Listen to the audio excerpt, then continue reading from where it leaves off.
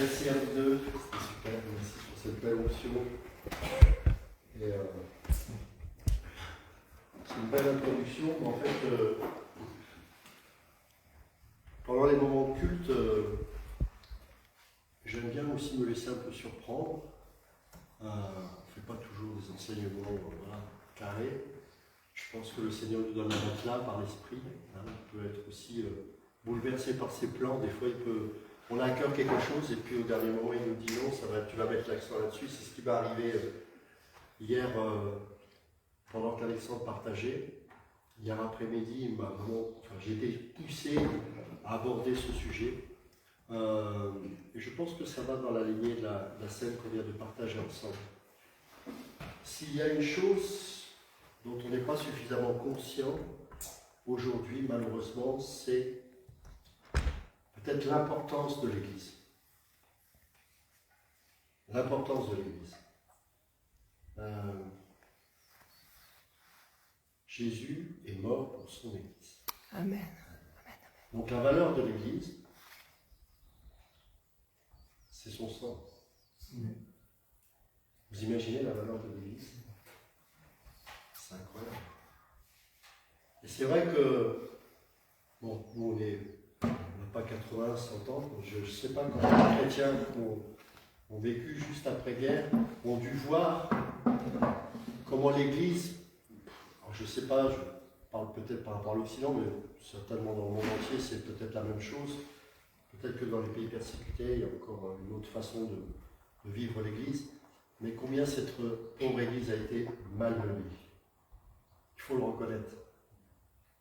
Parfois même, et c'est le cas pour certains d'entre nous, je m'inclus dedans, on a peut-être vécu des choses pas toujours faciles. Et le piège, ce serait de dire non, nos églises, c'est pas possible. Parce que c'est l'institution que Dieu a établie. Alors vous allez faire quoi? Il n'y a pas de christianisme sans église. Il n'y a pas de Christ sans église parce que, encore une fois, Jésus, il n'a pas qu'une tête, il a un corps. Et il a décrété que son corps devait être l'église. Et c'est aussi un des sens de la scène. C'est ce qu'on a partagé ensemble. Seulement, ce n'est pas toujours facile de donner les mots. Alors, on fait de l'enseignement, on explique. Alors là, on va l'aborder au cycle 2 d'ailleurs, sur ce qu'est l'Église, etc. Peut-être qu'Alexandre en a aussi déjà un peu parlé. Notamment, je crois, au niveau des anciens, etc.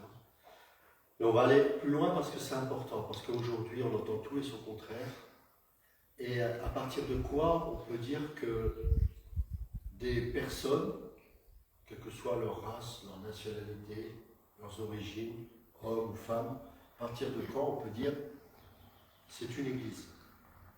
Alors on parle souvent de l'église universelle, et puis ensuite de l'église locale.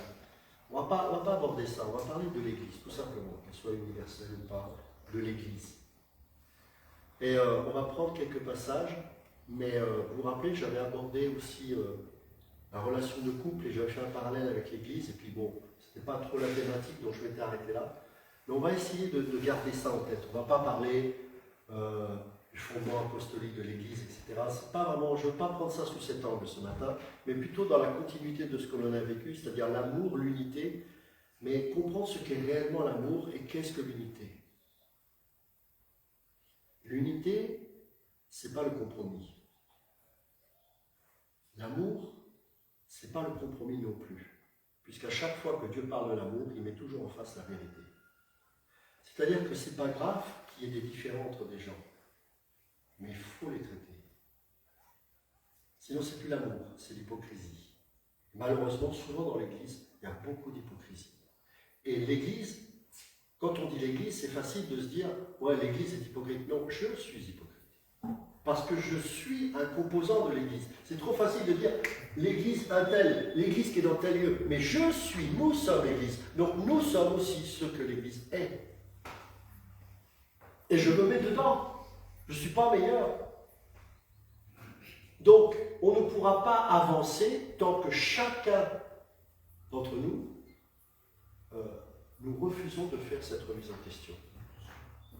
en des termes un peu religieux, mais c'est quand même la Bible, la repentance n'est pas un gros mot, elle existe et elle est vitale, ça nécessite de la repentance. Dans tous les aspects de notre vie, sans repentance, on n'avance pas. Ça commence à la conversion, mais ça ne s'arrête pas à la conversion. Pour que je puisse vivre ce processus de transformation, il me faut ça. Pour que je puisse saisir qu'est-ce que l'amour, qu'est-ce que l'unité, qu'est-ce que l'Église, comment elle doit réellement vivre, quelle est son essence, qu'est-ce que l'amour selon Dieu. Eh bien, je dois, comme je l'ai dit hier, comme Alexandre l'a souligné également, eh bien, me pencher dans les Écritures, parce que c'est là, c'est pas dans mes émotions, c'est pas le fait de faire partie d'un club, je sais pas quoi, ou d'une association. Le monde fait ça mieux que nous. C'est pas une œuvre caritative, l'Église. Même si elle manifeste ces choses, mais c'est pas son but, c'est les conséquences de ce qu'elle vit. Le monde fait des choses. Les restos du cœur, je ne sais pas, bon, la Croix-Rouge, à l'origine, c'était chrétien. Aujourd'hui, voilà, c'est plus ça, mais ils font des choses. Qu'est-ce qu'il y a encore? Enfin, il y a tellement de choses. Les ONG, un peu partout, bon, après, on peut discuter sur... Bon, c'est pas le débat, encore une fois. Mais c'est pas que le job, si on peut appeler ça comme ça, vulgairement. Pourquoi? Parce que l'Église, c'est un corps. Et l'Église a son existence dans le sens où elle est déterminée par son identité et pas par ce qu'elle fait. C'est pour ça qu'elle est un corps et pas une œuvre. Allô? Est-ce que vous comprenez ça? Ce n'est pas parce que vous faites des bonnes choses que vous pouvez dire « je suis une Église ». Ce n'est pas le sujet. Rien à voir. Hors jeu. Ce n'est pas parce que vous avez de la compassion pour quelqu'un que vous êtes dans l'amour. Hors jeu aussi. Il y a des gens qui aiment sans être chrétiens. On parle de l'amour, de la vérité. Ce n'est pas parce que je ressens des émotions pour un frère ou une sœur que pour autant je l'aime. Parce que le sentiment que je vais ressentir, je peux 10 minutes après me fâcher avec elle. Donc on voit bien que c'est de l'instabilité. Et que malheureusement, très souvent, l'Église, par manque d'enseignement, est instable, émotionnelle. Ou parfois, à l'excès inverse, dur, intolérant. On ne va pas accepter la personne qui va être peut-être différente des autres. Parce que, je ne sais pas, nous on a l'habitude que depuis 50 ans je vais à l'église, ben, les cheveux ça s'arrête là. Et puis d'un seul coup, il y a quelqu'un qui va se pointer avec des cheveux là. On va dire, tu as les cheveux longs. Sauf que pour lui, dans son pays d'origine, avoir les cheveux longs, c'est là. Bon, bref, c'est sans fin, vous connaissez l'histoire. Comme la fameuse jupe trop courte, à partir de corps c'est court, à partir de corps c'est long. Je dis toujours, mets-toi devant une glace, devant nos seigneurs, et puis si tu as une relation avec Dieu, il te dira si c'est décent ou pas. Mais si on commence à faire des codes, alors là on est fini. Je ne dis pas qu'il faut se mettre n'importe comment, mais le critère c'est par rapport à l'autre, que je ne sois pas une pierre d'achoppement. Je ne m'habille pas pour moi, je m'habille par rapport à la situation, par rapport à la circonstance et par rapport à la personne ou les personnes avec qui je suis.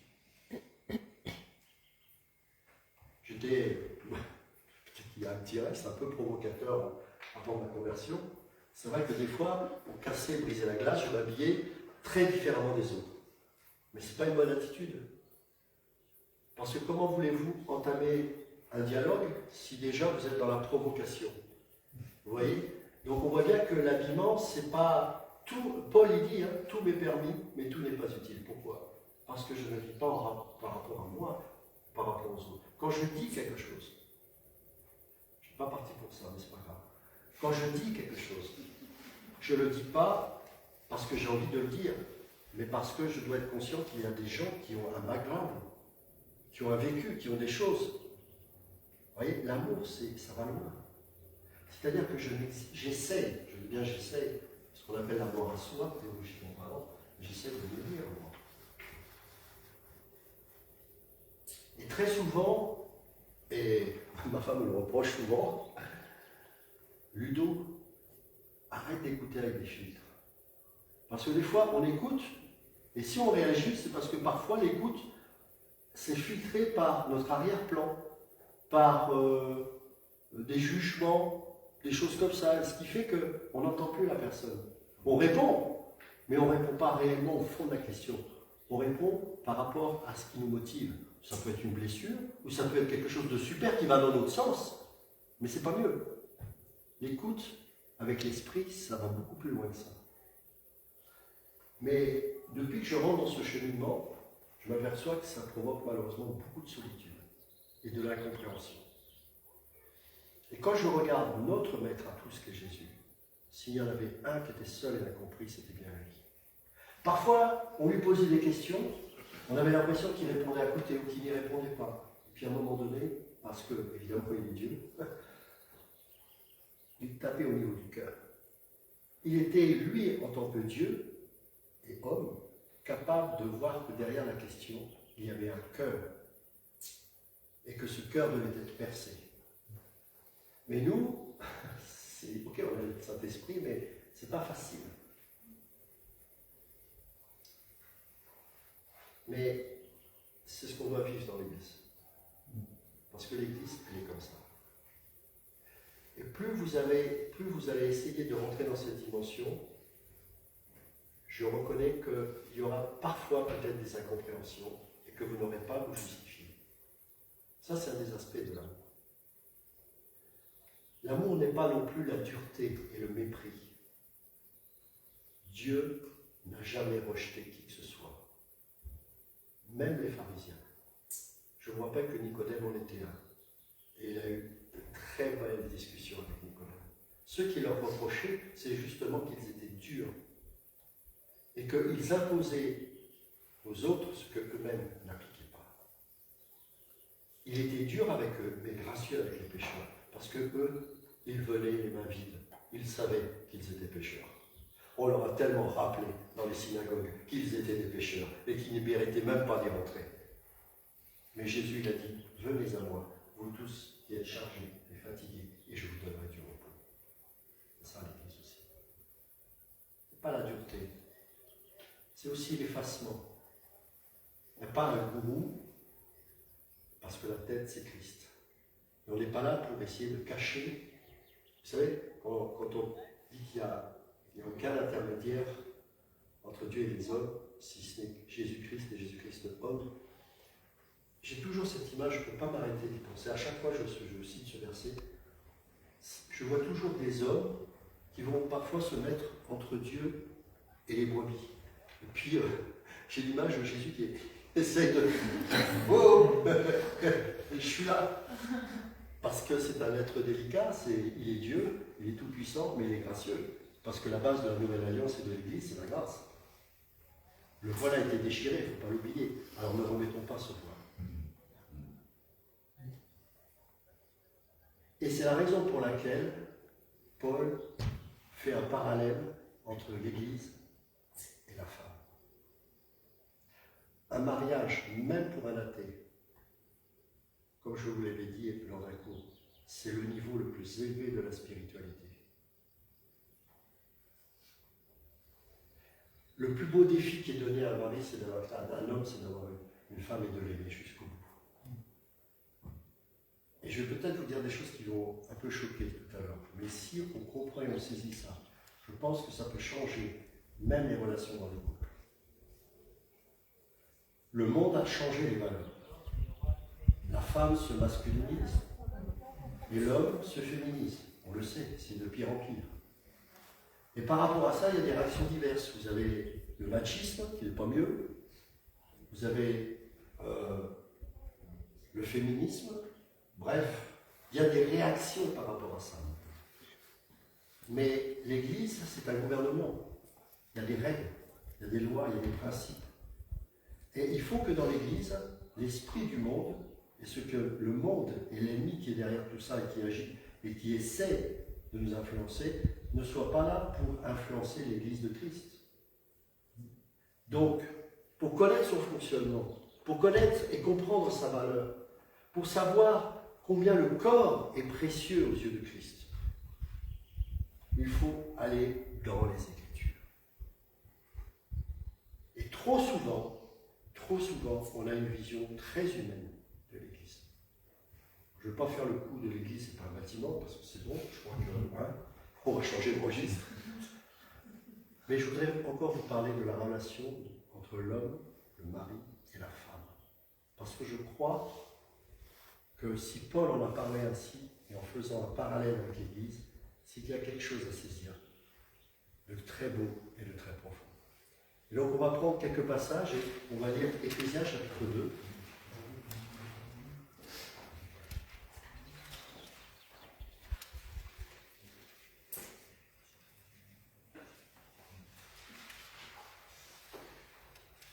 Et on va prendre le chapitre 2, on va le lire pour comprendre le contexte. D'accord? Verset 1. Vous étiez morts par vos offenses et par vos péchés, dans lesquels vous marchiez autrefois, selon le train de ce monde, vous voyez, selon le prince de la puissance de l'air de l'esprit qui agit maintenant dans les fils de la rébellion. Nous tous aussi, nous étions de leur nombre. Nous tous aussi, nous étions de leur nombre, moi le premier. Et nous vivions autrefois selon les convoitises de notre chair, accomplissant les volontés de la chair et de nos pensées. Et nous étions par nature des enfants de colère comme les autres. Mais Dieu, pas mais nous, mais Dieu, qui est riche en miséricorde, à cause du grand amour dont il nous a aimés, nous qui étions morts par nos offenses, nous a rendus vivants avec Christ. C'est par grâce que vous êtes sauvés. Il nous a ressuscités ensemble et nous a fait asseoir ensemble dans les lieux célestes en Jésus-Christ, afin de montrer dans les siècles à venir l'infinie richesse de sa grâce, sa bonté, par sa bonté envers nous en Jésus-Christ. Car c'est par la grâce que vous êtes sauvés par le moyen de la foi, et cela ne vient pas de vous, c'est le don de Dieu. Ce n'est point par les œuvres, afin que personne ne se glorifie, car nous sommes son ouvrage, ayant été créés en Jésus-Christ pour de bonnes œuvres que Dieu a préparées d'avance afin que nous les pratiquions. C'est pourquoi vous, autrefois païens dans la chair, appelés incirconcis par ceux qu'on appelle circoncis, et qui le sont en la chair par la main de l'homme, souvenez-vous que vous étiez en ce temps-là sans Christ, privés du droit de cité en Israël, étrangers aux alliances de la promesse, sans espérance et sans Dieu dans le monde. Mais maintenant, en Jésus-Christ, vous qui étiez jadis éloignés, vous avez été rapprochés par le sang de Christ. Car il est notre paix, lui qui des deux n'en a fait qu'un, et qui a renversé le mur de séparation, l'inimitié, ayant anéanti par sa chair la loi des ordonnances dans ses prescriptions. Il a voulu créer en lui-même, avec les deux, un seul homme nouveau, en établissant la paix, et les réconcilier avec Dieu, l'un et l'autre, en un seul corps, par la croix, en détruisant par elle l'inimitié.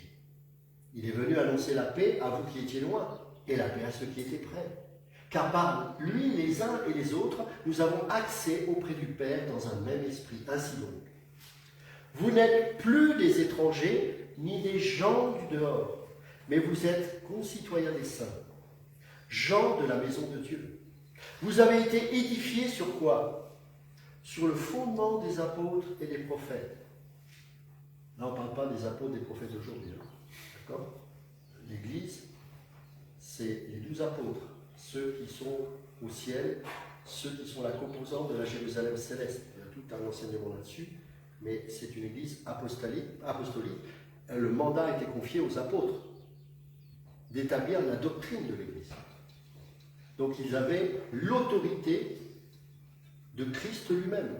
C'est lui-même qui les a mandatés. Ce n'est pas un homme. Paul n'a pas été mandaté par un homme, mais par Christ. Pierre également. Rappelez-vous, Matthieu chapitre 16, verset 18.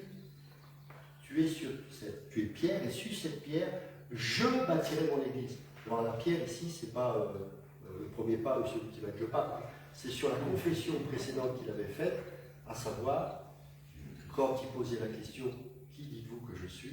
Qu'est-ce qu'il a répondu, Pierre? Amen. C'est sur cette confession-là. Avec l'Église, s'il n'y a pas ça, ce n'est pas une Église. Tu es le Christ, le Fils du Dieu vivant. La base de l'Église, c'est ça. S'il n'y a pas ça, ce n'est pas une Église. Et ça, à partir du moment où c'est établi, il est bien précisé, alors les portes des séjours des morts ne prévaudront point contre elles. c'est-à-dire qu'elle est gardée par la main de Dieu et il ne peut absolument rien lui arriver. Pourquoi? Parce que l'Église est déterminée non pas par nos efforts, mais parce que Dieu a décrété d'elle. Il nous a choisis, chacun d'entre nous, et c'est pour ça que nous n'avons rien à craindre, parce que c'est lui qui est l'auteur et le consommateur de toutes choses. Donc cette Église, elle n'a rien à craindre. On ne peut pas la cramer, on ne peut pas la détruire. On peut déporter des chrétiens, on peut faire ce que l'on veut. L'Église est indestructible, parce qu'elle est céleste. On peut raser un bâtiment, on peut casser des murs, on peut tuer les chrétiens, il reste éternel, parce que l'Église est spirituelle et éternelle. On a détruit le temple de Jérusalem, on ne détruira jamais l'Église. Vous m'entendez? Parce que nous sommes des pierres vivantes. Tu es pierre. Et sur ce roc, cette confession, cette révélation que moi t'ai donnée, tu as compris qui j'étais. Alors c'est là que je vais bâtir mon Église. Pas sur de la brique. Et sur une pierre qui ne sera pas taillée de main d'homme, comme il était précisé dans Exode chapitre 20, lorsqu'on faisait un autel. Ne touche pas à ce que Dieu fait. Quand on donne des conseils à des frères et sœurs, des fois, j'ai peur parce que c'est pareil, c'est précieux. Il y a des âmes qui ont reçu des choses difficiles, il y a des blessures, et il n'y a que le Seigneur qui peut nous rendre sensibles sur ces choses-là. Et c'est pour ça que l'Église, elle doit être remplie de Dieu. Et elle doit avoir la tête qui donne les ordres, la tête qui donne nos motivations d'action. La tête, c'est Jésus. Pour que mon corps bouge, il faut que ma tête commande. Mais il y a une telle unité entre la tête et le corps que je ne réalise même pas que lorsque je fais ça, c'est mon cerveau qui l'ordonne. Mais pourtant, c'est bien mon cerveau qui l'ordonne. Je ne le sais pas, je ne m'en rends pas compte. Il faudrait que ça marche comme ça. Bon, ça, c'est l'idéal. Mais c'est pourtant lui. Jésus parle. Jésus bouge, l'Église bouge. Rappelez-vous, dans l'Ancienne Alliance, dans le désert, la nuée se levait. Hop, qu'est-ce qu'ils faisaient? Les Juifs, les 12 tribus d'Israël se levaient et ils avançaient. La nuée restait sur place, on installait les tentes et on installait les tabernacles. Il ne reviendrait pas l'idée d'avancer alors que la nuée était. Pourtant, c'est ce qu'on fait malheureusement trop souvent. Éphésiens chapitre 5.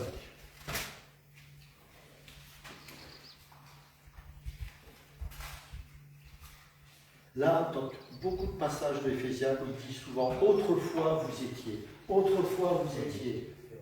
C'est vraiment surprenant. Comme s'il disait « Mais humble, les gars, n'oublie pas. Pourquoi il n'était pas mieux qu'eux ?»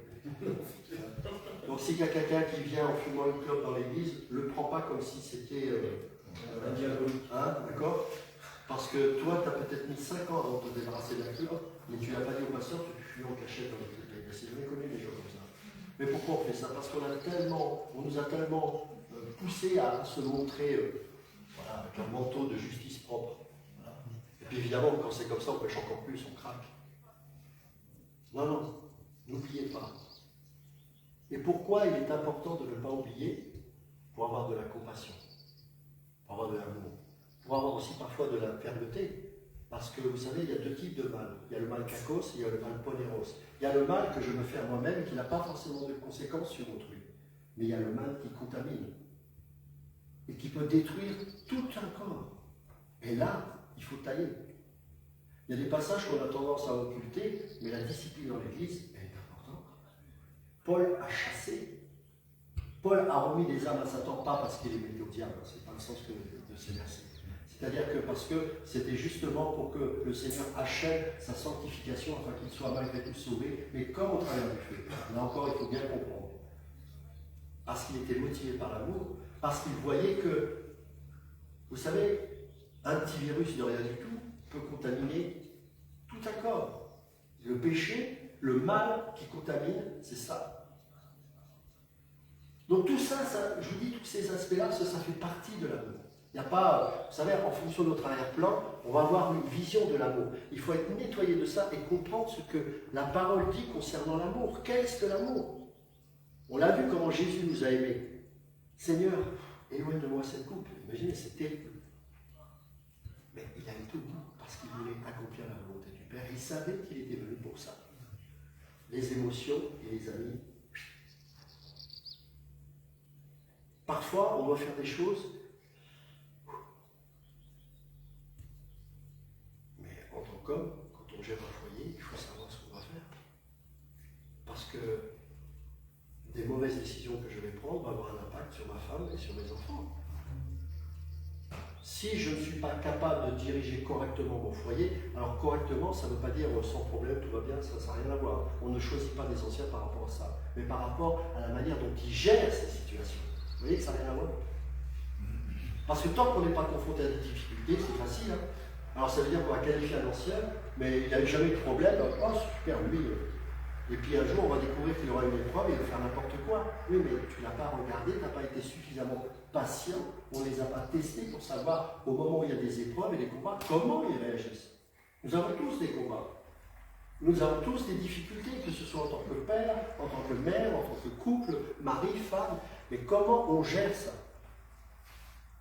Est-ce qu'on est persévérant malgré nos fautes, on se repent, on avance, etc. Ça, c'est bien. Parce qu'au ôte le voile, on libère l'accès à la vérité. On prend le risque de se montrer tel que nous sommes. Et là, il faut avoir suffisamment de foi pour croire que des frères et sœurs sont capables de nous aimer et de nous respecter malgré tout. Tout ça, c'est des défis extraordinaires qui se vivent dans l'Église. Et c'est pour ça qu'elle est tellement belle et merveilleuse. Et il va dire au verset 1, « Devenez donc les imitateurs de Dieu. » Vous imaginez, les imitateurs de Dieu.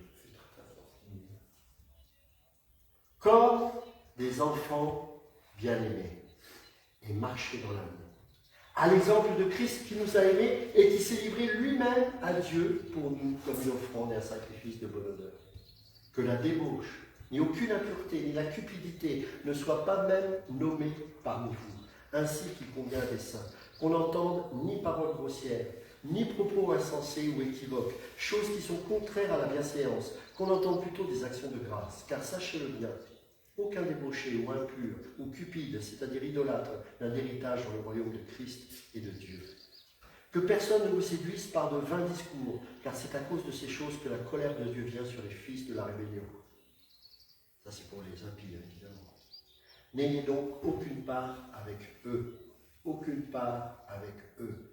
Aucune part avec eux. Aucune part avec eux. L'Église a perdu son impact parce qu'elle est plus mondaine que le monde. Alors on va dire, il y a des bonnes églises. La Bible nous montre exactement tout le contraire. À la fin des temps, il y aura un reste. Et ça a toujours été un reste. Et c'est normal. Mais ce n'est pas une raison pour se priver de l'Église. Parce que c'est un commandement de Dieu. Maintenant, l'Église, quand on parle de corps, on parle de relation. On parle d'interconnexion, d'interaction, d'interactivité. On parle de membres. Paul va parler du pied, de la jambe, de la main. Il va parler de la dépendance. Il va parler quelque part de la fragilité. L'Église est fragile. Pourquoi? Parce qu'elle n'est pas autonome. Nous avons des églises trop fortes, trop riches, trop autonomes, pas assez fragiles et dépendantes. Et le pire, c'est que dans ces églises-là, on va vous dire, il y a la foi. Non. Désolé, tu t'appuies sur ta justice propre. Mais où est la fragilité? Le maître lui-même était dépendant du Père. Le maître s'est montré dans toute sa faiblesse. Certes, il était Dieu, c'est vrai. Mais il a vécu en tant qu'homme, avec tout ce qu'un homme peut rencontrer dans une vie. La faim, la soif, la fatigue, les épreuves, le rejet, aussi des moments de joie, bien sûr. Et là, Paul va commencer à aller un peu plus loin. Autrefois, verset 8, vous étiez ténèbres, et maintenant vous êtes lumière dans le Seigneur. Marchez comme les enfants de lumière, car le fruit de lumière consiste en toutes sortes de bonté, de justice et de vérité. Bonté, justice, vérité. Il n'y a pas que bonté, il n'y a pas que vérité, il n'y a pas bonté, justice, vérité. Examinez ce qui est agréable à moi, au Seigneur. Qu'est-ce qui est agréable au Seigneur? Et ne prenez point part aux œuvres infructueuses des ténèbres, mais plutôt, juge, frère. Condamnez-les. Condamnez-les.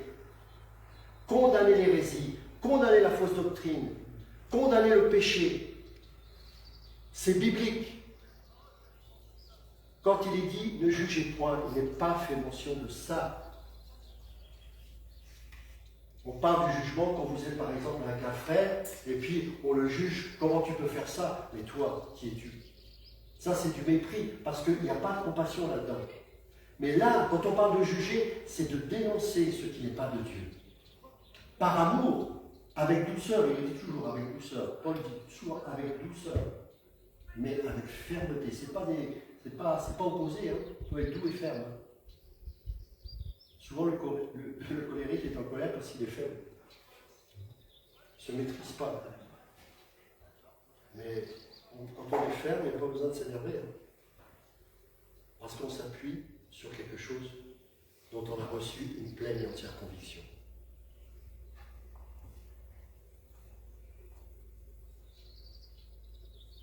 Alors, je vais aller un peu plus loin.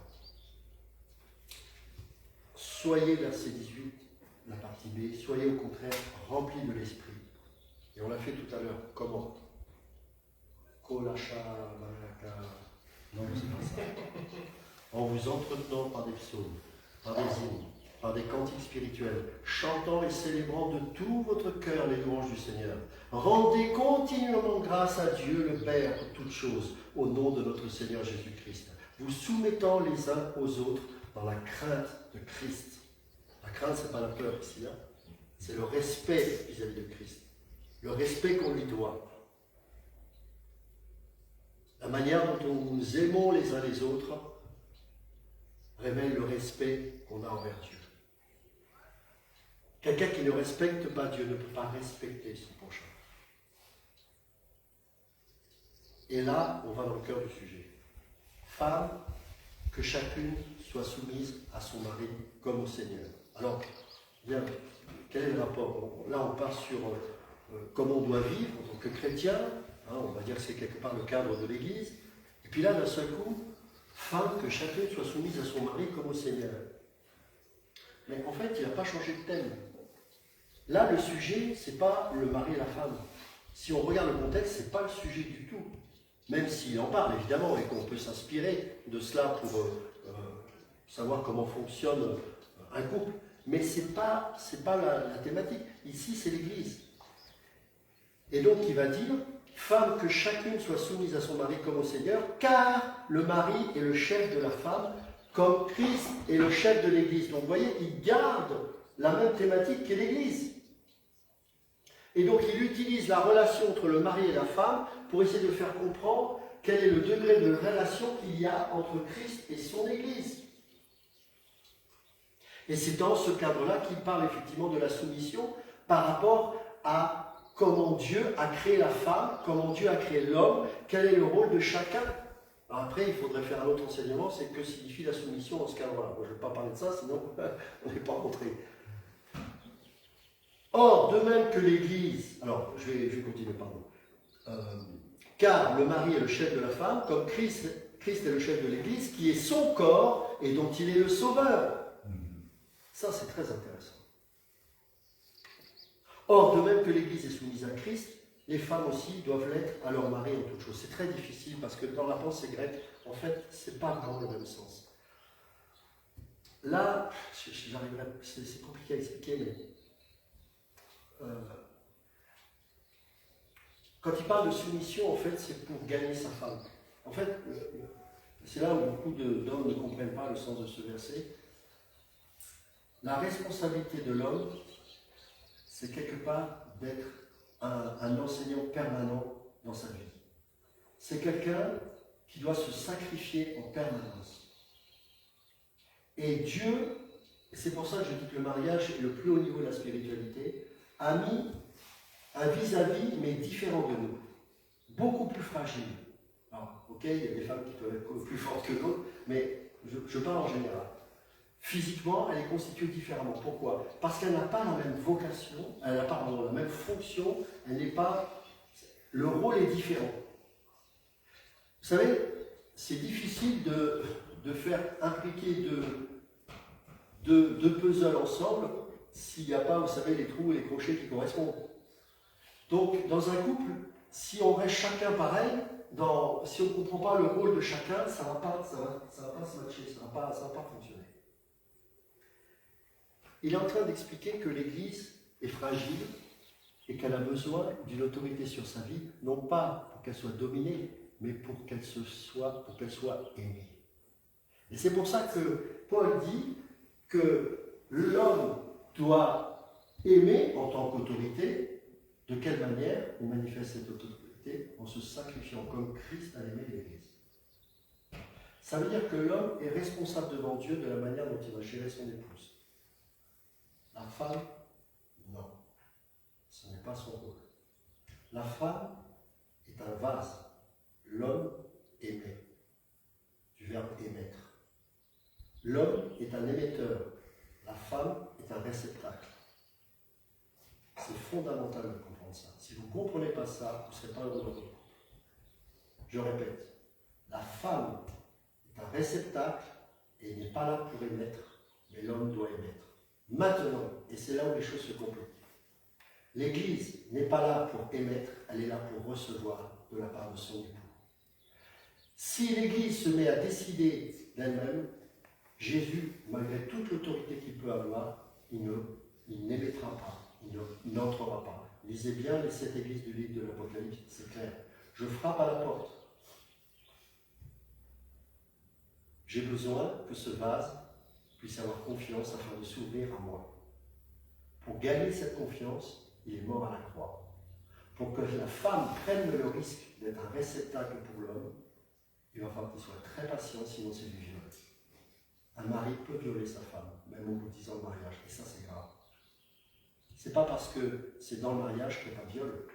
À partir du moment où la femme n'est pas prête à prendre le risque de s'exposer, l'homme ne doit pas aller au-delà de ça, sinon c'est un viol. La femme, elle a une sensibilité très différente de l'homme. En général, là, encore une fois. La femme, qu'est-ce qu'elle va faire? La femme est souvent dans la crainte. Et Dieu l'a créée avec une forme de fragilité, et c'est pour ça qu'elle est très sensible à la séduction. L'homme, lui, il est très sensible à la lâcheté. Ça, c'est la chute, ce que ça a donné. Pendant que la femme était séduite, l'homme, il regardait Canal+. Donc c'est formidable. Comme ça. Et dans les couples, malheureusement, c'est comme ça. C'est-à-dire qu'on voit en Occident, les hommes, ils sont ailleurs. Les femmes portent tout. La femme, elle s'occupe des enfants, elle travaille, elle va à l'église, c'est souvent elle qui est plus investie parce que le mari, lui, il y va quand il peut, parce qu'il est fatigué. Bref, démission totale. Je parle encore en général, évidemment. Et en fait, là, nous avons des repères pour nos vies, pour l'Église, mais aussi pour nous-mêmes. Il est en train de dire, je ne demande pas à l'Église d'être autonome et suffisante. Je ne demande pas à l'Église d'être riche. Tu crois que tu es riche, mais tu es pauvre, aveugle, misérable et nu. Vous connaissez ces passages dans le livre de l'Apocalypse. Tu te dis riche, mais en fait tu es pauvre. Pourquoi? Parce que ta richesse, elle est dans ta faiblesse. Heureux les pauvres en esprit, car le royaume des dieux est à eux. Heureux ta pauvreté, parce que tu vas pouvoir enfin t'enrichir de moi.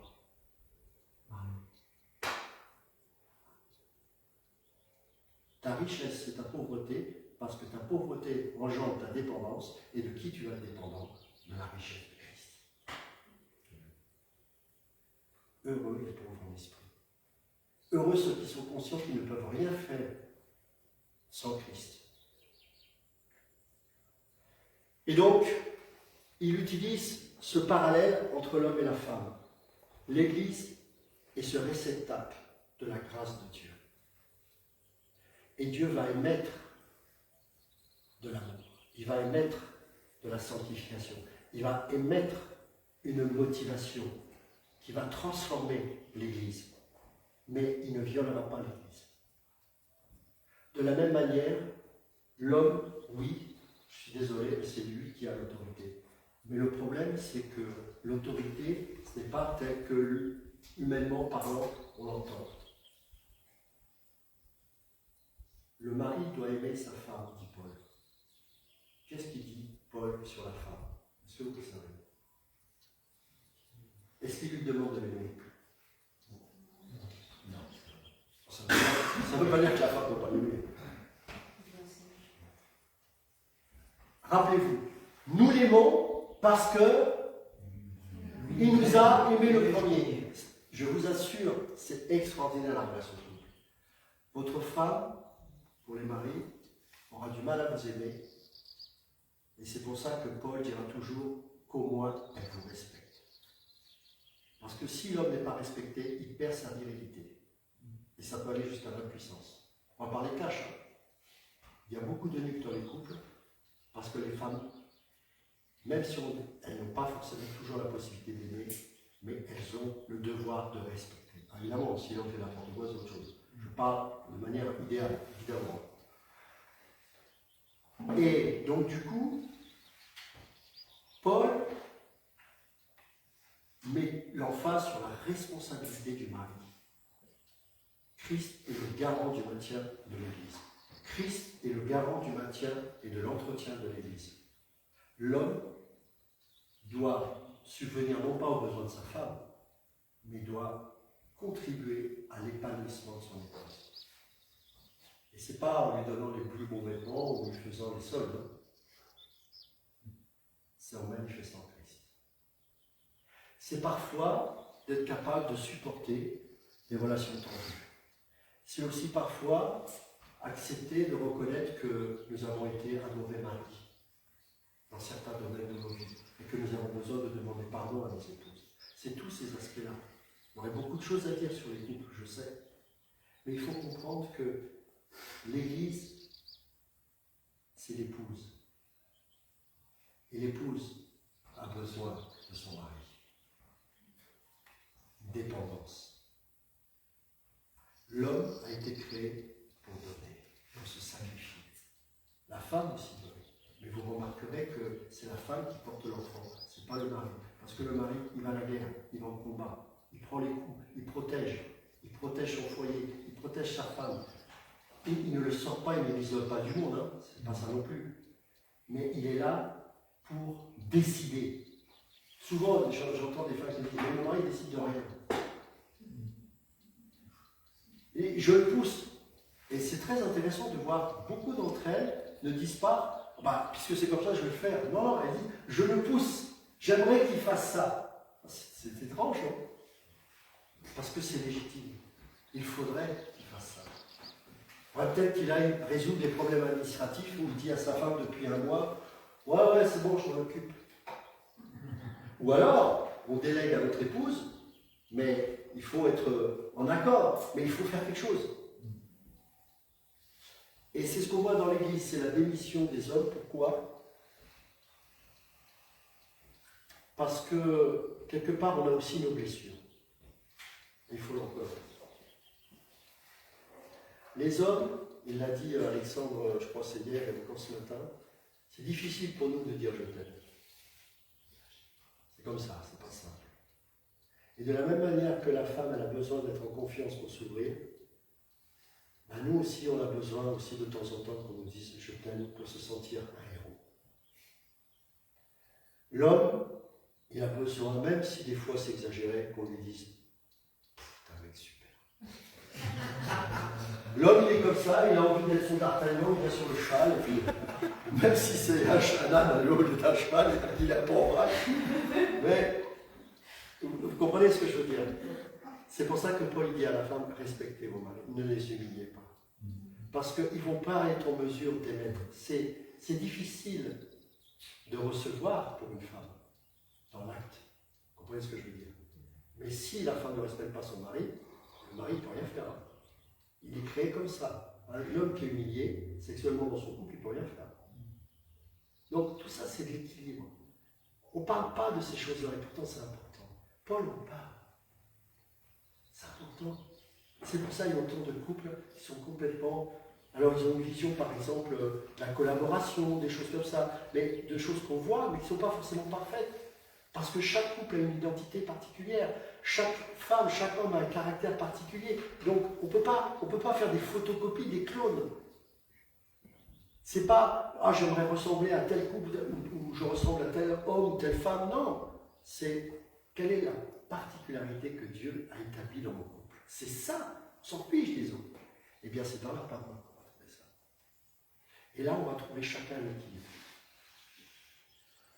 Pour que la femme accepte, il faut qu'elle se sente en confiance, la foi. Je ne peux pas avoir la foi en un Dieu qui dit que je suis nul, que je n'arriverai jamais à rien dans ma vie. Ça n'a pas suscité la foi, ça. La foi vient de ce que l'on entend, et ce que l'on entend vient de la parole de Dieu. Romains 10, 17. Qu'est-ce que ça veut dire? Dans la parole, il est dit racheter, sauver, pardonner, sanctifier, libérer, réconcilier, sanctifier au ciel pour l'éternité, assis à la droite de Dieu. Point barre, c'est réglé. Et là, okay, spirituellement, on se sent bien. Maintenant, l'épouse a besoin d'entendre ça. L'Église a besoin d'entendre ça. La femme a besoin de sentir ça de la part de son mari. Pas des flatteries, ça c'est autre chose. Des choses sincères. Tu l'as épousée pourquoi? Parce qu'elle faisait 1m80 et bonnet je sais pas quoi? Non, parce que dans 20 ans, ça ne sera plus ça. Non, c'est parce qu'elle est belle. Point là. Je sais que c'est elle. Moi, je sais que c'est Dieu qui me l'a donné parce qu'il m'a même donné son nom. Et quand je me suis marié, elle m'a dit exactement. Alors je ne le savais pas, Dieu m'avait montré que c'était toi. Alors c'est pas à dupliquer, chacun, c'est pas ce que je veux dire. Mais une fois qu'on est unis, je parle d'un homme et une femme en Christ, c'est la volonté de Dieu. Donc, même s'il y a des combats, et Dieu sait s'il y en a dans le couple, même s'il peut y avoir des conflits, et Dieu sait qu'il y en a, ce sont des défis. Ne les voyez pas comme des choses insurmontables.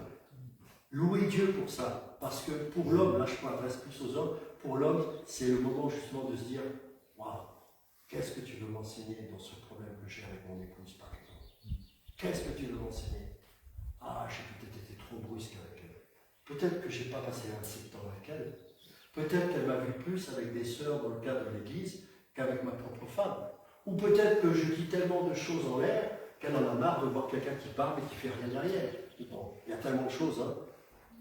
Mais donc c'est un défi, on ne doit pas voir ça comme une condamnation. Le Seigneur dit, regarde où tu en es, maintenant je mets devant toi un vis-à-vis pour que tu avances. Et pour que tu ne vives plus pour toi-même. Parce que cette femme qui est un vase, pour qu'elle puisse accepter l'émetteur, il faut qu'elle se sente en confiance. Ne la viole pas. Ça c'est la relation. L'Église, Christ ne la viole pas. Les hommes, oui. J'ai fait un message où certains ont écouté, j'ai parlé de l'homosexualité de l'Église. Une fois qu'il m'a appelé, il dit, j'avais jamais vu ça comme ça. Je dis oui, évidemment, quand je parle de l'homosexualité, c'est quoi? C'est que l'homosexuel a une particularité, c'est qu'il vient avec son vis-à-vis. Et que ce sont deux plaisirs solitaires qui ne s'unissent pas parce qu'il n'y a pas d'interaction. C'est en cela que l'Église, lorsqu'il n'y a pas la tête, elle a quelque part ce travers. Donc c'était une image, évidemment, qui nous parle d'homosexualité. Et parfois, les hommes, on peut être égoïstes. Pour fuir les problèmes de couple, pour fuir le problème, on va aller voir un match de foot ou j'en sais rien, ou partir. Parce qu'on n'est pas prêt à affronter. Jésus a eu son Gethsémani. Tu dois affronter les difficultés dans ta vie. Parce que tu es un homme. Parce qu'il faut apprendre à te sacrifier, accepter que parfois tu t'es planté. Et que parfois il faudra peut-être même des années pour que ce vase que Dieu t'a remis puisse se libérer. Peut-être. Et ça aussi, il faut l'entendre. Moi, je suis beaucoup avec les frères de communauté africaine, ça c'est très compliqué pour eux quand ils entendent ça. L'homme a soi-disant, c'est vrai, quelque part, beaucoup de besoins. Oui, mais je vais être très choquant, mais l'homme n'est pas là pour se soulager, il est là pour aimer. Dans l'acte sexuel, l'homme s'abandonne pour sa femme et la femme s'abandonne pour son mari. Il n'y a pas chacun qui recherche son propre plaisir. Ça, c'est pas l'acte. Eh bien, l'Église, Jésus s'est donné. Vous croyez qu'il était émotionnellement heureux de faire ce qu'il a fait? Non, il l'a dit, éloigne-moi cette coupe. Mais il l'a fait parce qu'il n'a pas pensé à lui. Il a donné sa vie pour l'Église. L'homme donne sa vie pour son épouse.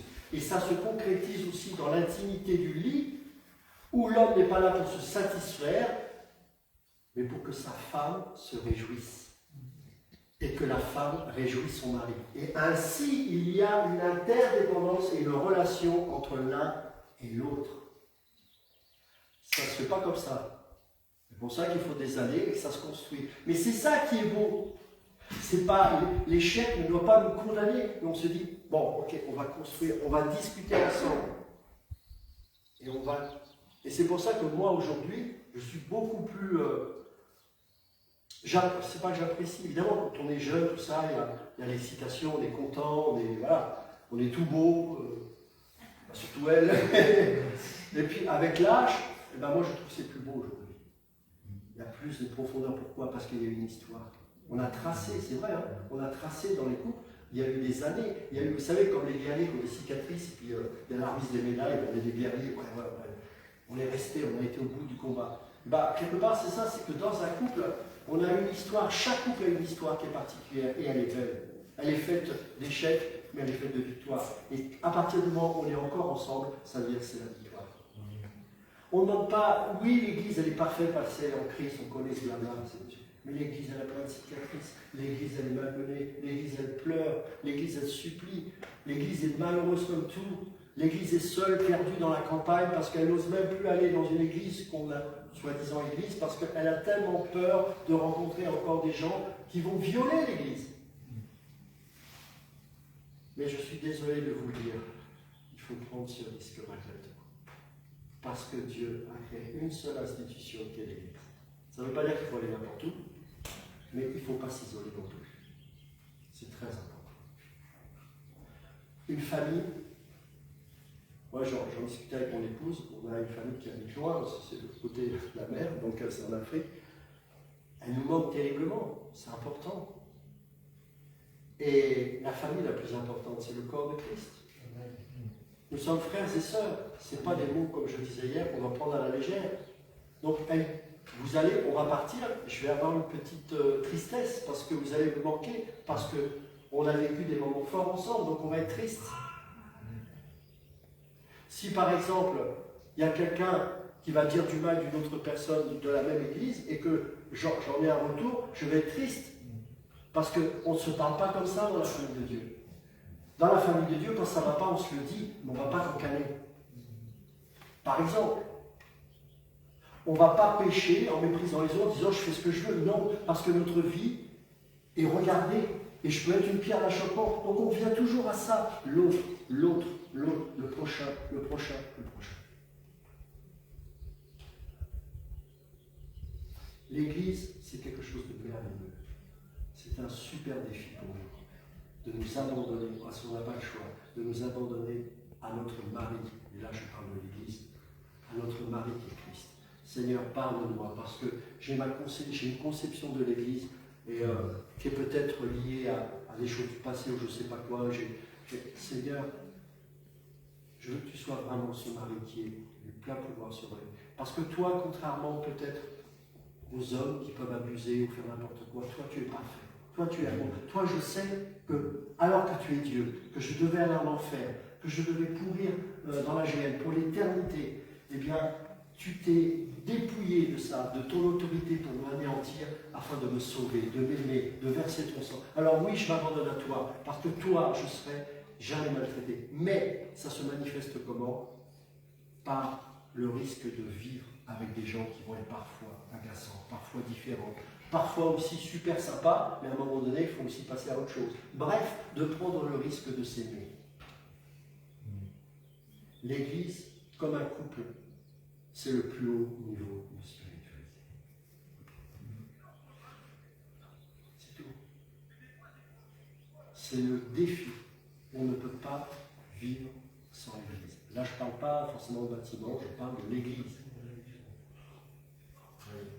Et ça se matérialise par des êtres et des hommes et des femmes qui se réunissent, non pas sur Zoom. Pas sur Zoom. Sur TikTok peut-être, mais pas sur Zoom. Non, de chair et de sang. Et c'est pour ça qu'il faudra braver, comme on l'a vu au musée, ça m'avait vraiment interpellé. Je remercie Christine de nous avoir donné cette opportunité de voir ça. Des hommes, ben oui, qui n'ont pas eu peur de prêcher dans une église pleine à craquer la désobéissance civile. Pourquoi? Parce qu'on ne devait pas éliminer des hommes, des femmes, des enfants sous prétexte que c'était des juifs. Les juifs ou autre chose. Voilà, en l'occurrence, c'était les juifs, puisque c'était pendant la Deuxième Guerre mondiale, l'occupation allemande. Et ils ont eu son courage. C'est pas frère, non, il faut être sage. Non, non, non, non, non. Et ils ont pris le risque. Il y avait aussi des catholiques, il y avait des athées. Et bien là, ils se sont mis ensemble pour héberger, pour protéger. Là, l'Église est le sel de la terre. Là, elle est la lumière. Là, elle peut briller. Mais je suis sûr, et on l'a vu pour quelques-uns, mais il y a eu certainement des centaines de pasteurs qui ont été déportés, etc., à cause de leur prise de position. Et il faut savoir qu'ils étaient en plus en rébellion avec leur autorité de l'Église, puisque le Conseil protestant réformé avait adhéré aux idées de Vichy. Et donc, il avait demandé à leurs pasteurs de ne pas faire de vagues. Et eux, ces quelques-uns, eux aussi ont été des résistants spirituels, ils ont dit non. Parce qu'ils se sont dit, est-ce que Christ accepterait ça? Non.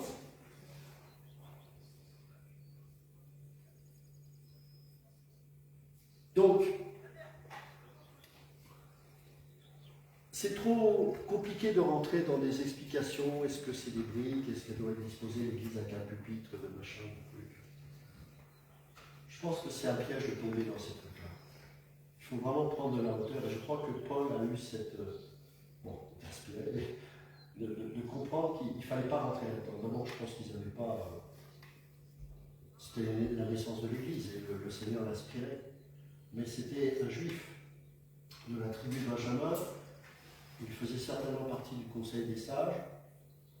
Je pense personnellement qu'il a connu le mariage, il était veuf, donc il en parle aussi bien, parce que pour être au conseil des sages, il fallait être marié. C'est mon avis, je ne dis pas que c'est vrai, mais c'est ce que je pense. Voilà. Une chose est certaine, c'est que le seul repère qu'ils avaient, c'était le temple. C'était le lieu très saint, c'était le lieu saint, c'était le voile qui a été déchiré, etc. Donc, ils comprenaient que le Seigneur voulait aller au-delà de ça. Et que si le Seigneur a permis que ce temple soit détruit, c'est parce qu'il voulait désormais un temple d'homme. Il voulait faire comprendre à ses apôtres que désormais, un nouveau corps était en train de naître, celui de Christ, au travers de l'Église. Et c'est ça, l'Église. C'est ça. Et c'est pour ça qu'il faudra peut-être un jour braver les interdictions de se retrouver. Peut-être qu'un jour, il faudra faire, comme on a vu ce hier matin, vivre la désobéissance civile. Parce qu'on n'a pas le droit de nous interdire de nous aimer. On n'a pas le droit. Mais si je dois braver les interdits pour aller vous voir, croyez-moi, je serai le premier à le faire. Je sais que Alexandre et Christine le feraient également. On n'a pas le droit de l'interdire. Si vous ne nous aimez pas, c'est votre problème. Mais nous avons décidé de nous aimer, envers et contre tous. Amen. Amen. On va prier. Seigneur, nous te remercions vraiment pour vraiment ce que nous avons vécu ce week-end. Je te rends grâce parce que à chaque fois que l'on se retrouve sous ton regard, nous sommes bouleversés. Nous repartons avec des nouveaux défis, une meilleure compréhension de certaines choses. Seigneur, nous voulons tout simplement que tu nous changes encore, que tu nous transformes, que tu me changes, que tu me transformes, que tu que tu mettes de plus en plus le caractère de l'agneau dans mon cœur, afin que je puisse être une bénédiction pour mes frères, une bénédiction pour mes sœurs. Seigneur, je veux être aussi un époux vis-à-vis de mon épouse, comme toi tu l'es vis-à-vis de ton Église. Je sais que je suis celui qui doit manifester Christ dans mon foyer. Mais je vois bien souvent que ce qu'elle voit dans mes yeux, c'est le regard d'un homme, mais pas toujours de Christ. Seigneur, je veux tout simplement avoir ton regard. Ton regard sur mon épouse, ton regard sur la vie, sur la société, sur le monde qui m'entoure. Non pas mes convictions, même pas mes blessures et mes projections par rapport à ce que j'ai vécu, non, mais ton regard, ta pensée. Qu'est-ce que ta parole dit? Pourquoi faut-il aimer celui qui n'est pas aimable? Peu importe, si tu me le demandes, ça veut dire que j'ai reçu la capacité de le faire par ton esprit, pas par ma force. C'est pas possible. Seigneur, je veux vivre l'Église telle que tu me l'as ordonnée dans ta parole. Mais j'en suis pas capable. Et tu le sais. Mais je sais aussi que tu m'as donné ton esprit pour le faire. Je sais aussi que si je cesse d'avoir raison sur tout, je vais comprendre en perdant que tu vas manifester ton autorité au travers de ma vie. Ma prière, Seigneur, aujourd'hui, c'est que l'Église perde, que l'Église revienne à sa dépendance, que l'Église revienne à sa fragilité, que l'Église arrête de croire qu'elle est autosuffisante. L'Église n'a jamais été aussi belle lorsqu'elle est une femme, lorsqu'elle est une épouse, dans toute sa féminité, dans toute l'élégance de la grâce. La grâce, c'est la femme. Et toi, tu es le seul qui est capable de manifester une autorité d'homme avec une grâce. Seigneur, fais-nous comprendre ces choses. Nous voulons vivre autre chose que ce que nous avons vécu jusqu'à présent. Nous voulons une meilleure compréhension des choses. Peut-être que nous allons vivre des temps difficiles, je le crois personnellement. Eh bien, il faudra s'aimer de plus en plus. Amen. Il faudra se donner, il faudra partager, il faudra peut-être donner de l'argent, de la nourriture, que l'Église enfin puisse vivre ce à quoi elle est appelée depuis toujours. Que les vaillants héros que nous sommes puissent vraiment se lever. Toi qui as osé dire par la foi à Gédéon, vaillant héros. Seigneur, que ces vaillants héros que nous sommes enfin se lèvent. Que l'Église puisse être heureuse en toi et que nos épouses puissent se sentir en confiance parce qu'elles verront de plus en plus Christ en nous. Seigneur, je sais que c'est ta volonté, je sais que tu veux le faire. Maintenant, nous les hommes, nous voulons nous mourir à nous-mêmes. Nous voulons de plus en plus accepter ce processus. Parce que nous sommes conscients que celles que tu nous as confiées sont précieuses. Nous sommes conscients que l'Église, elle est précieuse, qu'elle souffre, et que ton cœur saigne. Bénis ceux et celles qui ont écouté ce message aussi. Et que chacun d'entre nous, là où nous sommes, peu importe l'Église dans laquelle nous sommes, nous puissions être une pierre à l'édifice, comme on dit. Que nous ne soyons pas toujours dans la condamnation et le jugement, mais dans l'amour pour le partage et dans la crainte de Dieu. Je te remercie pour ces moments, je te remercie pour tous mes frères et sœurs, pour Alexandre et Christine qui sont venus, pour ces moments précieux. Nous avons beaucoup ri, mais aussi pleuré d'émotion, pleuré d'amour, et que d'autres moments comme ça puissent encore se manifester de plus en plus. Seigneur, donne-nous la provision pour ça, parce que là encore, nous sommes pauvres, mais heureux d'être pauvres en esprit, parce que tu n'as jamais été... tu nous as toujours comblés. Nous n'avons jamais manqué de rien. Je le vois même ici dans cette réservation, tout ce que tu as fait, tous mes frères et sœurs, tu as toujours été à l'œuvre et tu le seras encore. Nous t'honorons, Seigneur, ce matin. Nous te bénissons. Que chacun de nous puissions repartir avec la joie la paix dans nos cœurs, que nous puissions nous souvenir de tout ce que nous avons reçu ici ensemble, que nous puissions déposer des autels du souvenir dans nos âmes en disant « Je sais que ce jour-là, il s'est passé ça. Je sais que ce jour-là, j'ai reçu quelque chose de particulier, pas seulement au pupitre, mais dans la communion, dans la prière, dans l'amour, dans les partages, dans nos chambres, etc. » Et que nous puissions entretenir cela, que nous puissions garder nos cœurs, nos bouches et nos pensées pour l'édification, pour la bénédiction, pour l'amour et pour la paix. Au nom de Jésus. Au nom de ce merveilleux Jésus. Ce Jésus merveilleux qui de son sein a fait sortir cette Église merveilleuse. Oh Jésus, nous élevons ton nom ce matin.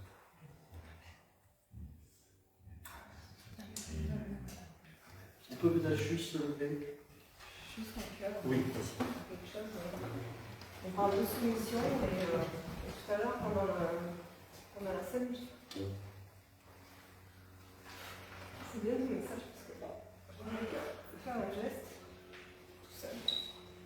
Devant notre Sauveur, notre Seigneur, et devant le Seigneur. Et je suis le genou comme ça, et c'est ça la soumission. Je veux vraiment aujourd'hui, Seigneur, qu'on se mette devant toi, Seigneur, et qu'on s'incline, on fléchisse le genou devant toi, Seigneur, parce qu'on est comme Église. On est soumis à toi et tu es notre Sauveur, tu es mort à la croix, c'est la première étape, mais souvent on oublie aussi ce que ça implique, que tu sois notre Seigneur, que tu es le Seigneur de nos vies. On se soumet à toi et on se soumet à ton autorité, se soumettre à l'autorité d'un roi, d'un souverain, se soumettre à tout ce que ça implique derrière, toute cette autorité, toute cette armée qu'il y a derrière. Et moi je me soumets, on se soumet ton Église à toi, Seigneur, on se soumet à ta protection, on se soumet à ta voix, quoi qu'il puisse arriver, Seigneur, on s'engage dans ce voie-là. Ça va être difficile, ça va impliquer des morts à soi, des chemins souvent difficiles, mais ô combien tu vas nous bénir de ta présence, Seigneur. Tu vas nous bénir de ta protection, tu vas nous faire avancer. Et ce que tu fais, c'est un fondement solide en nous. C'est quelque chose qui va rester, c'est quelque chose de profond et de puissant. Et je fléchis le genou devant toi, ô Seigneur. Nous fléchissons le genou devant ta grandeur, devant ta beauté. Nous faisons ce geste ce matin devant toi, Seigneur, pour te glorifier. C'est pas seulement parole, mais c'est aussi cet acte qui, pour moi, et dans mon cœur est important. On est devant toi, Seigneur. On reçoit cette adoration, cette louange, cette soumission, Seigneur. Oh Seigneur, tu es là au milieu de nous. Tu es là présent, Seigneur. Tu fais une œuvre profonde et durable. Merci, Seigneur, pour ton Église que tu chéris profondément dans ton cœur. Cette union solide que tu es en train de créer, que tu crées, Seigneur. Merci. Merci, Seigneur, tu la protèges. Alléluia. Alléluia. Gloire à toi, Seigneur.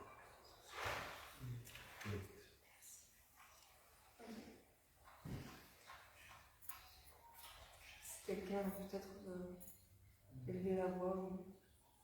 Dieu Tout-Puissant, moi je veux dire que c'est vraiment un bonheur pour nous d'avoir pu te louer, d'avoir pu passer un temps avec toi aujourd'hui. Seigneur, d'avoir été devant toi tous ensemble en communion, Seigneur, en unité d'esprit. Seigneur, merci parce que tu es le fondement, Seigneur, tu es le créateur du ciel et de la terre, celui Seigneur, qui a créé toutes choses, Seigneur, qui nous a créés. Merci, Seigneur, parce que tu es souverain, parce que tu nous tiens dans ta main, Seigneur, parce que personne ne pourra nous garder de ta main. Seigneur, nous voulons vraiment élever ton nom, Seigneur, vraiment que ton nom, Seigneur, soit aimé, que ton nom, vraiment, Seigneur, soit respecté, qu'il soit craint, Seigneur, qu'il soit craint par ton Église, Seigneur.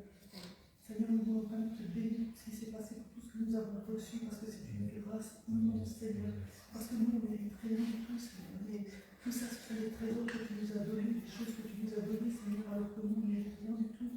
On est encore tellement orgueilleux, hypocrite, Seigneur, même avec toi, Seigneur. Nos motivations de cœur sont tellement nulles, des fois également atroces, Seigneur, mais permets-nous aussi, Seigneur, de regarder toutes nos motivations, ce que nous avons dans le cœur, Seigneur, parce que nous voulons te glorifier, toi, Seigneur.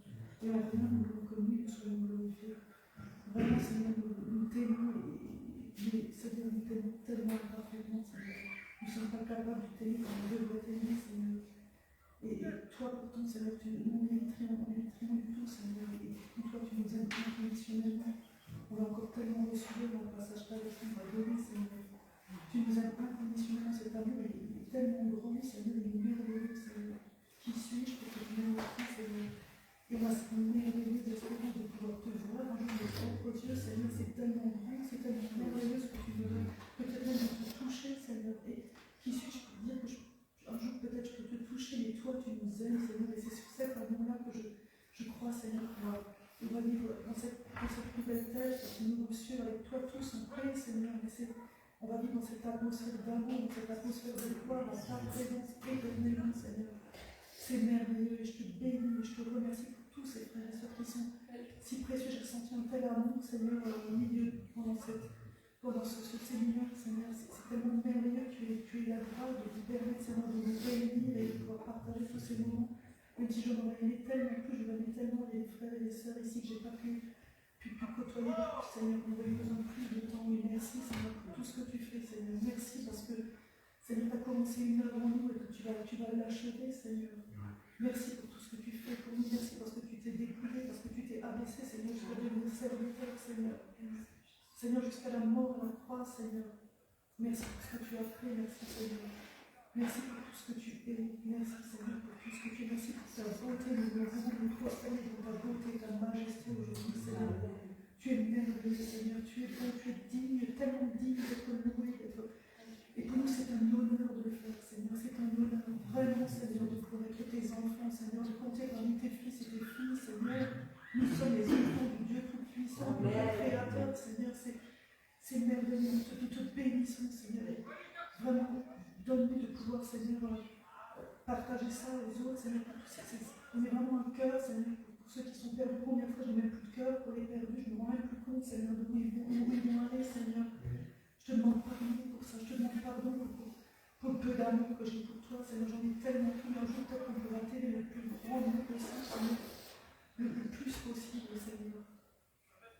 Je te prie pour toutes nos familles, je te prie pour nos enfants, Seigneur. Il y a une telle séduction dans ce monde ici, on n'a encore pas d'égard, Seigneur. Je te prie de garder les enfants, des frères et sœurs, Seigneur, de tout ce qu'il y a, Seigneur, dans ce monde, de tout ce qui peut les... C'est tellement atroce, ce monde est tellement à contre-courant, Seigneur, de ce que toi tu désires. Et, Seigneur, je te prie pour ces enfants, Seigneur, qui déjà, je te prie pour le fils aussi particulièrement d'Alexandre et de Christy, je te le remets, Père, je te prie de le garder.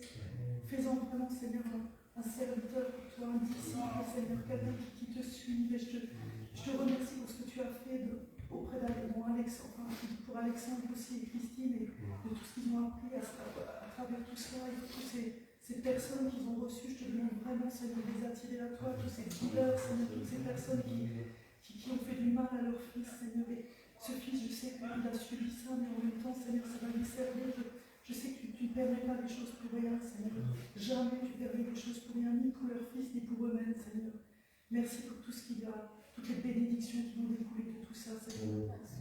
Je te prie pour toutes ces personnes qui ne te connaissent pas encore, pour nos familles, Seigneur, toutes ces personnes perdues encore, Seigneur. Et nous, on a eu cette grâce, on a eu ce bonheur de pouvoir te rencontrer, cette joie immense et cette paix, ce repos en toi, Seigneur. Et ce que je réalise, pour moi, en tout cas, je ne réalise pas encore plus suffisamment, Seigneur, toutes ces âmes qui se perdent, Seigneur. Seigneur, je te bénis, je te remercie, je te remercie vraiment pour tout ce qui s'est passé, pour tout ce que tu nous as donné, Seigneur. Amen.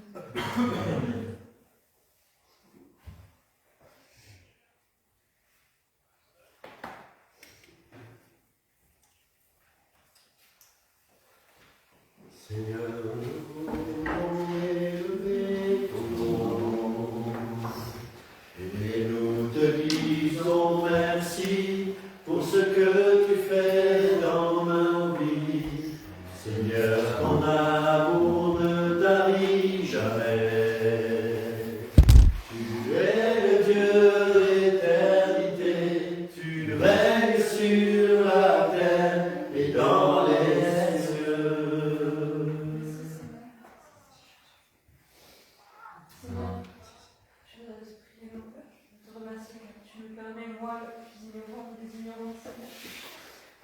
enfants, la plus jeune parmi les jeunes, d'être au milieu de mes frères et sœurs, Seigneur, que tu me permets d'être dans ta présence. Moi qui, il y a si peu, me disais permet d'être ici et vraiment d'entendre qui tu es, d'entendre les bénédictions que tu apportes, d'entendre les changements, tout ce que tu crées autour de toi, Seigneur. Tu as créé la terre, tu as créé le ciel et tu nous recrées nous-mêmes, Seigneur. Nous sommes déjà nés et nous naissons encore, Seigneur. Moi qui étais l'enfant qui est parti et qui a tout perdu, je suis revenue sans rien et tu m'as accepté sans rien, tu m'as tout donné, mon Père. Tu m'as tout donné, je te remercie de tout mon cœur. Mon cœur qui est si faible, mon cœur qui est si petit, Seigneur, toi tu le prends et tu le remplis de ton objet, Seigneur. Toute ta sainteté, Seigneur, merci. Merci pour mes frères et sœurs, Seigneur. Merci pour chacun de nous ici, Seigneur, et pardonne-nous. Pardonne-nous encore et encore, Seigneur, jusqu'à ce que nous soyons près de toi et que nous n'ayons plus besoin de pardon, car tu as tout fait pour que nous n'ayons plus besoin d'être pardonnés, Seigneur. Merci, mon Père. Merci que la gloire te revienne. Puisses-tu nous permettre de chanter tes louanges, Seigneur. Puisses-tu nous permettre de nous mettre à genoux sans honte, Seigneur. De nous mettre à genoux et de nous regarder les uns les autres et de voir toute la bonté que tu as en nos frères, Seigneur. Merci pour tout, mon Père. Au nom saint de Jésus-Christ, son nom glorieux, son nom saint, son nom au-dessus de tout, que les anges chantent, que nous chantons aussi. Amen. Amen.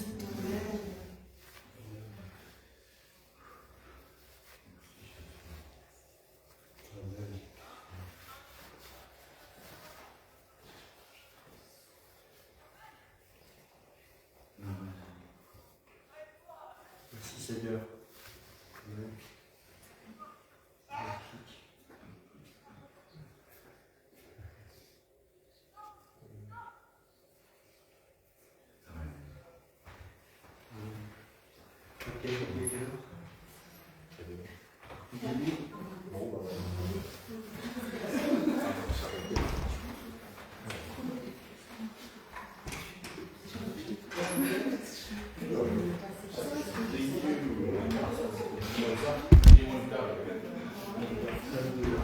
Merci.